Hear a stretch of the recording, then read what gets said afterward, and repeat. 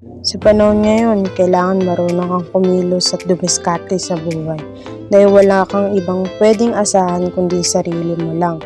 Walang ibang pwedeng kumilos sa pangarap mo kundi sarili mo lang. Mahalaga may pangarap tayo sa buhay dahil yun ang magiging gabay natin. Kasi kapag may pangarap ka, alam mo kung anong ginagawa mo, alam mo kung para saan yung ginagawa mo. Sa totoo lang, based on my experience, hindi madaling kumita ng pera, lalo kung ikaw po yung breadwinner ng pamilya mo. Dumarating talaga sa point na natitiis mo yung sarili mo. Kasi yung ibibili mo ng gusto mo, ibibigay mo na lang sa pamilya mo. Wala namang masamang tumulong sa pamilya mo. Masarap pa nga sa pakiramdam mo yun na natutulungan mo sila at nabibigay mo yung mga gusto nila. Pero syempre, huwag tayo magpapaabuso. Kaya sinabi ko talaga sa sarili ko na hindi pwedeng wala kaming negosyo, na pwede naman pagkuhanan ng income araw-araw. Kaya habang nagtatrabaho ako noon, nag-iipon talaga ako ng pera para sa business na itatayo ko. Kaya yung budget ko sa pamilya ko, talagang nababawasan ko siya. Hindi na siya katulad na dati na kompleto, pero hindi naman nahalata tayo ng pamilya ko kasi ako pa rin naman yung nag-grocery, ako pa rin yung nagbabayad ng mga bills ng kuryente at tubig. Tapos, nagbabayad pa ako sa dorm noon. Sa Makati pala ako nagtatrabaho noon as a baker. Mahirap mag-budget, lalo na kung ikaw lang mag-isang kumikita sa pamilya mo. Pinaka nakakalungkot pa kapag may biglang nagkasakit sa inyo. Siyempre, kailangan ipa-check up, kailangan siyempre ng mga gamot. Kaya nasabi ko sa sarili ko, kung itutuloy ko pa ba yung negosyo na itatayo ko. Nababawasan kasi yung ipon ko para sa negosyo. Para sa business sana. Kaya nag-isip na naman ako ng ibang plano. Sabi ko, mag-a-abroad na lang ako. Then, ang target ko noon is sa Canada ako mag-a-abroad. Kasi, balita ko, kailangan nila ng mga baker doon na kagaya ko. Pero nalaman ko, hindi madali yung mga process na papunta roon.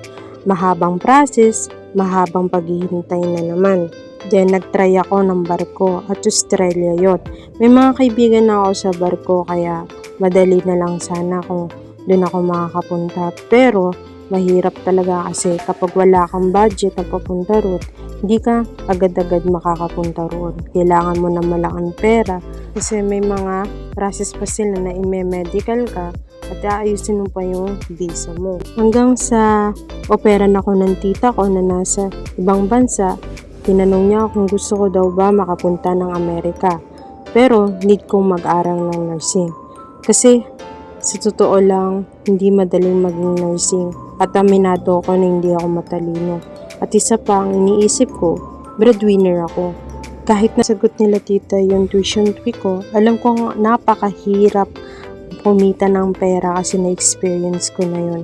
Kaya nag-decide ako ulit na ipagpatuloy yung negosyo na ipapatayo ko. Nag-ipon ako ulit para sa business na itatayo ko. Kaya nagpapasalamat din ako sa kapatid ko na nagbigay din ng ideya sa business na itatayo ko. Yun nga nagsimula ang siomai rice at milk tea. Siyempre kapag may pambara, meron ding pantulak. Kaya habang wala pang pasukan noon, nag-focus talaga ako sa business na itatayo ko. Naghanap ako at nag-canvas kung ano yung mga pwede kong gamitin sa business na itatayo ko. Yung una, nag-aalangan pa kami kasi hindi namin alam kung papatok ba yung business na itatayo namin. Which is malapit naman siya sa high school. Kaya sa awa ng Diyos, may mga bumili naman, mga ilan-ilan sa una. Hindi kami agad sumuko. Nag-try na kahit hanggang ngayon, patok pa rin talaga siya. At sa awa ng Diyos, hinahanap-hanap na siya. Kaya guys, ito lang ang masasabi ko. Hindi mo malalaman kung hindi mo susubukan. Kaya kayo, huwag kayong matakot na sumubok sa buhay. Kumpara naman yan sa magandang hangarin.